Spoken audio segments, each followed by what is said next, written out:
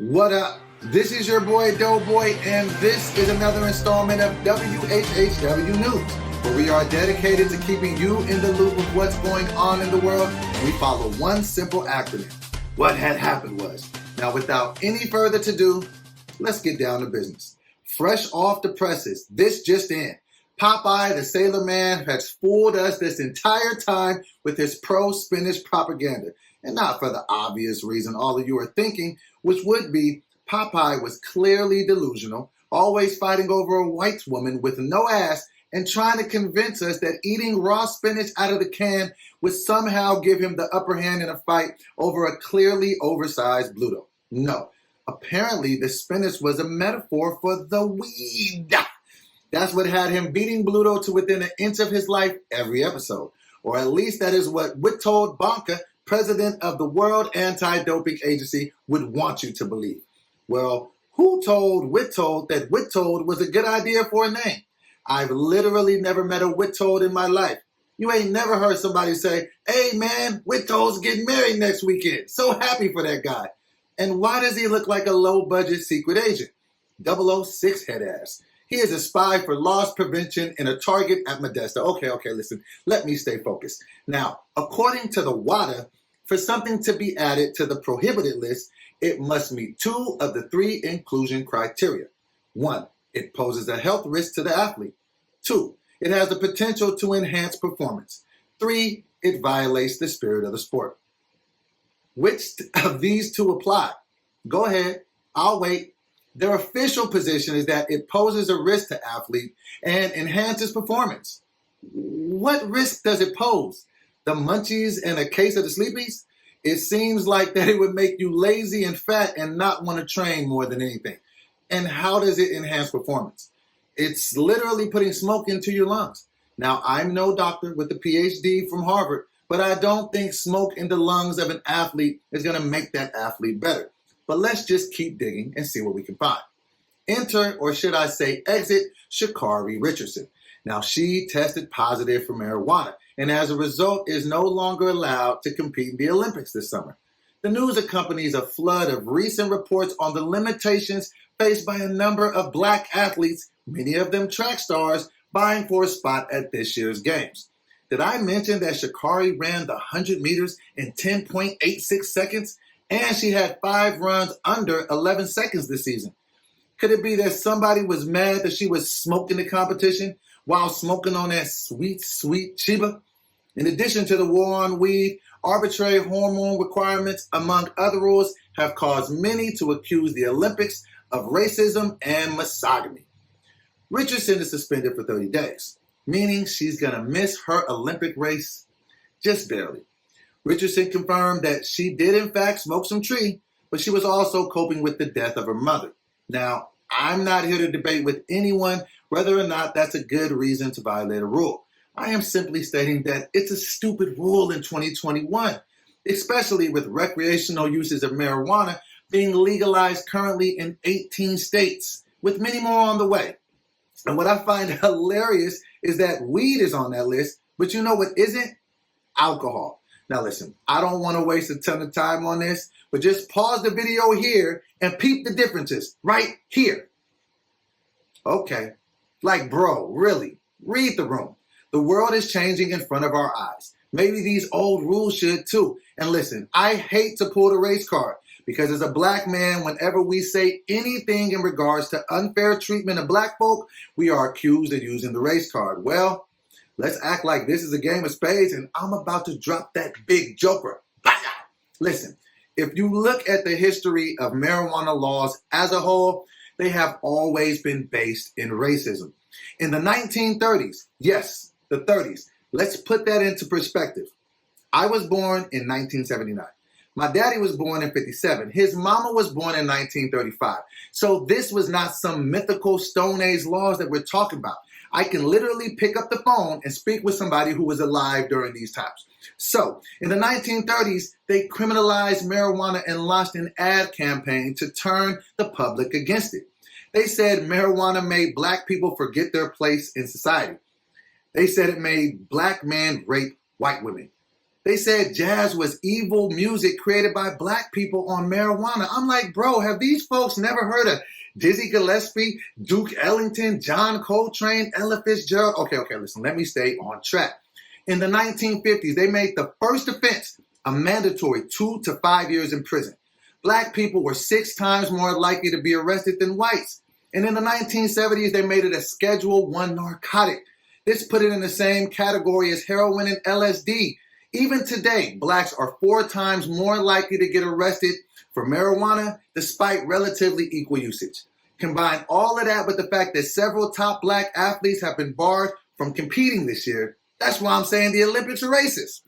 Now, after qualifying at the U.S. Olympic trials last month, Brianna McNeil should be defending her 100-meter hurdles championship in Tokyo later this month.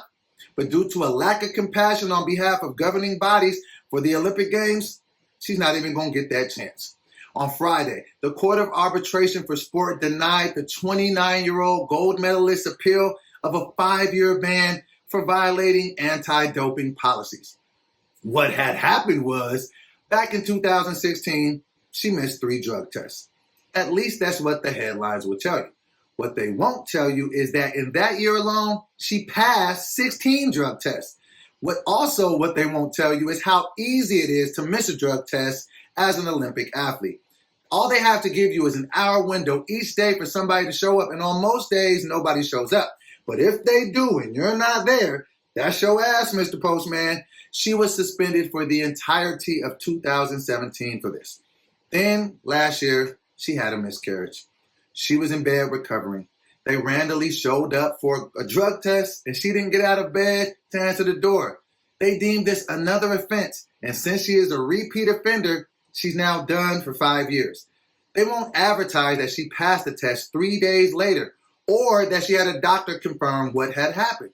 In her career, she has taken over 70 drug tests and has never tested positive. She is officially banned for tampering or attempting to tamper with any part of doping control. You know what that smells like to me? Racism.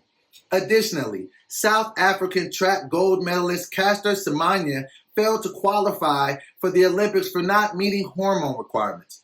Last year, the organization banned her from competing because her natural testosterone levels exceeded the maximum level allowed for that distance.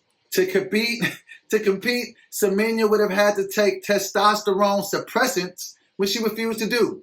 So this is a black woman is not being allowed to compete because her body naturally produces too many hormones. She will only be able to race if she takes drugs to reduce what her body is doing naturally. Is there a typo on this? This is serious? This is really racist. Okay. There have been several other athletes that have experienced similar setbacks. NBC Sports announced that runners Christine Maboma and Beatrice Maslagini, I'm sorry if I messed up that last name, both from Namibia, have been ruled ineligible for women's 400-meter sprints based on their natural testosterone levels. Again, they were not cheating. They were disqualified for using what they were born with. News also broke this week that swimming caps for natural black hair have been rejected by International Swimming Federation for not fitting the natural form of the head. Not the natural form of the head. So now they are referring to black heads as unnatural. Now listen, y'all are just looking for a fight here. Now listen, I am a black man, and I don't have nothing to say to any black woman about her black hair.